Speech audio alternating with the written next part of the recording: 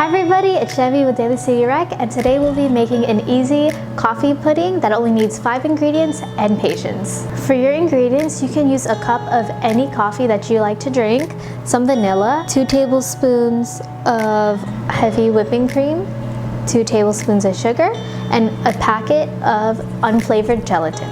First step you're going to do is put all the ingredients into a large pot. After putting everything in the pot, whisk them until the gelatin dissolves into the liquid. After the gelatin dissolves, turn on your stove and put it on low heat. Keep mixing until the sugar is also dissolved.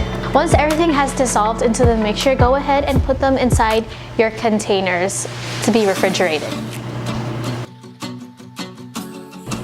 After putting it in the fridge, it should come out this jiggly. Now you can put it in the fridge for as long as you like, depending on how firm you like it. I put mine in for about 2 hours. Look how jiggly that is. Jiggle, jiggle, jiggle. I hope you enjoyed this simple jiggly recipe. Don't forget to like and see you next time.